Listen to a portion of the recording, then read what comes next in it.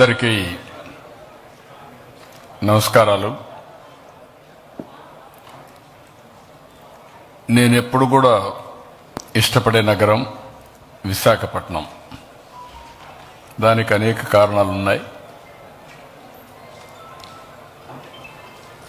ఈ నగరంలో ఒక ప్రశాంతత,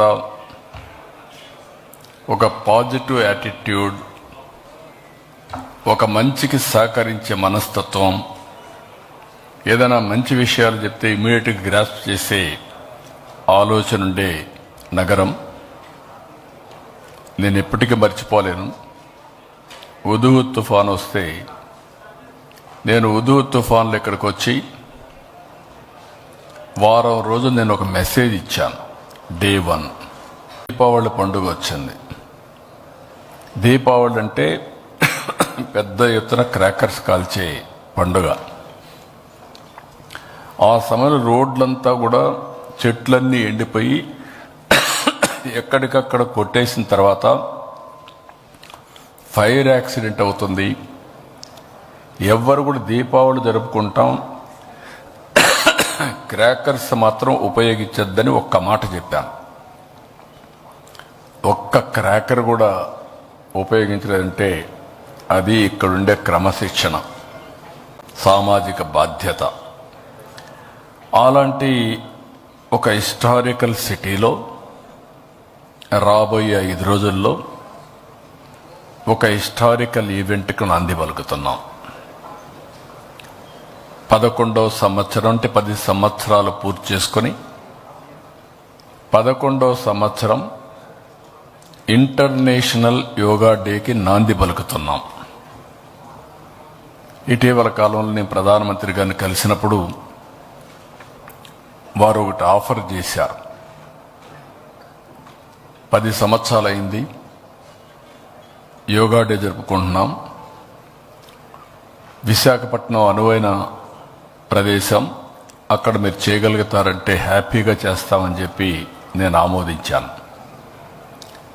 ఎందుకంటే మొట్టమొదటిసారిగా ప్రధానమంత్రి గారు యోగాని గుర్తించడమే కాకుండా యుఎన్ కన్విన్స్ చేసి, యునైటెడ్ నేషన్స్ కన్విన్స్ చేసి యోగా డేని ప్రపంచమంతా కూడా జరుపుకునే విధంగా కార్యక్రమానికి శ్రీకారం చుట్టారు. అప్పటి నుంచి 10 సంవత్సరాలు ప్రమోట్ చేశారు. ఇప్పుడు 11వ సంవత్సరానికి ఎంటర్ అయ్యే ఈ సందర్భంలో విశాఖపట్నం యోగా డేకి అనువైన ప్రదేశం, one of the best city.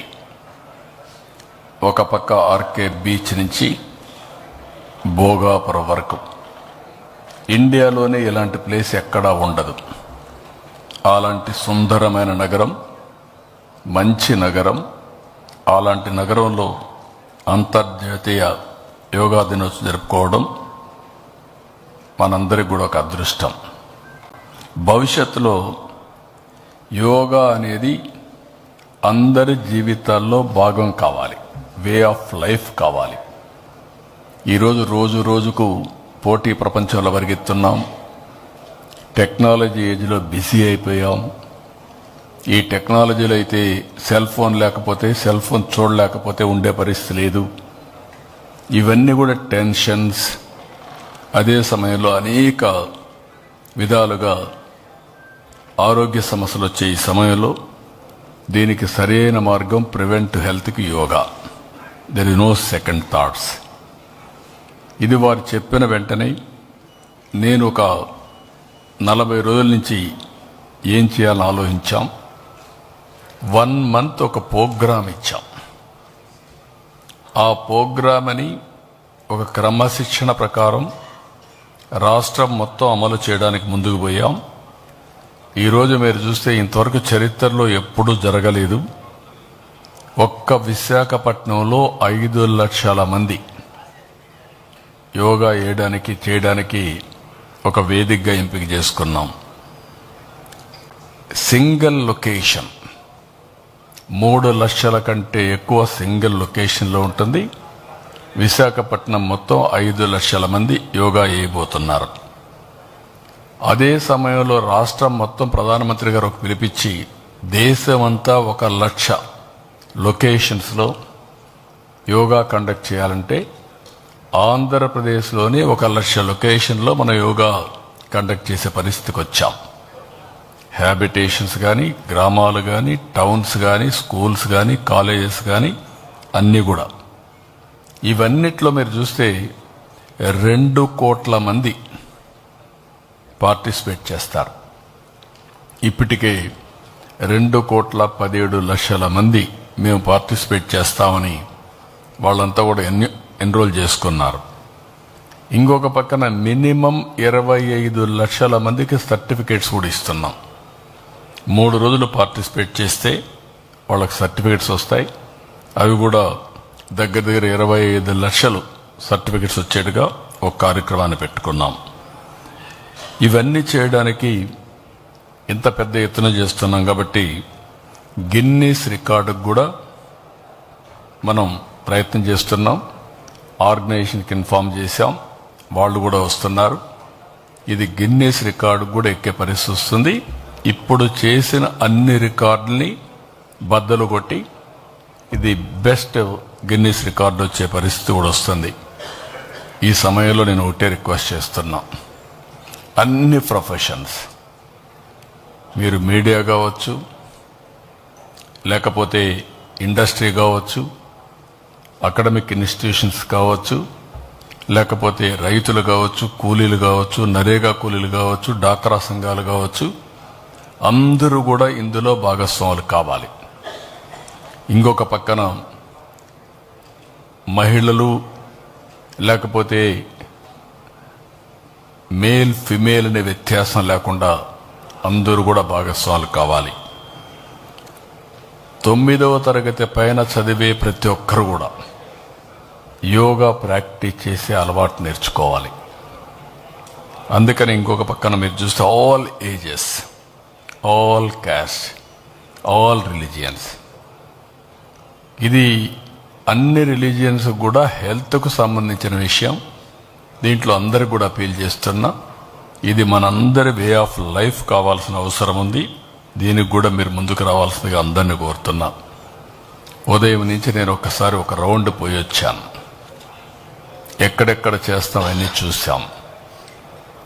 ఎందుకంటే ఇది ఏదో వర్షం పడింది ఇన్వెటబుల్ని కాకుండా, అందుకే అన్ని ప్రికాషన్స్ తీసుకున్నాం.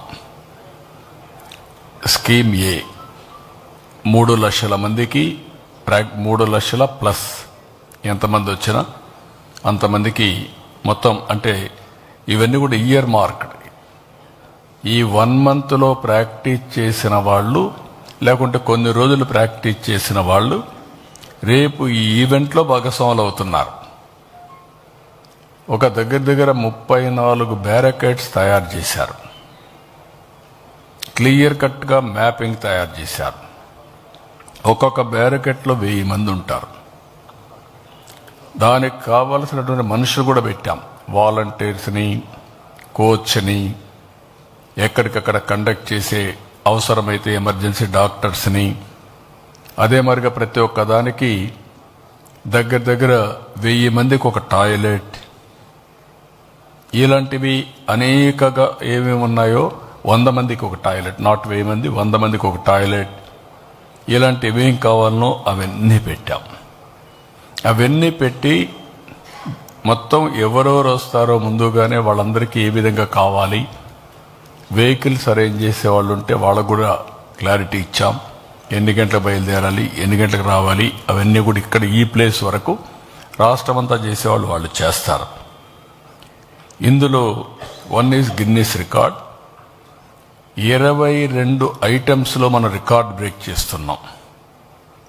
అంటే వరల్డ్ బుక్ ఆఫ్ రికార్డ్స్ దగ్గర 22 వచ్చే అవకాశం ఉంది. అవి కూడా రికార్డ్ చేయడం కోసం ముందుకు పోతున్నాం. నేవీ అయితే దగ్గర ఒక 11 షిప్పులు పెట్టారు. అందులో వాళ్ళు కూడా యోగా చేస్తారు. అదొక పక్క జరుగుతుంది. అదే మాదిరిగా పాడేరు దగ్గర ఇటీవల కాలంలో 25,000 మంది స్టూడెంట్స్, ట్రైబల్ స్టూడెంట్స్ చాలా బాగా చేశారు. అప్పుడు గిన్నీస్ రికార్డ్ చేయలేకపోయాం. వాళ్ళు కూడా వస్తున్నారు.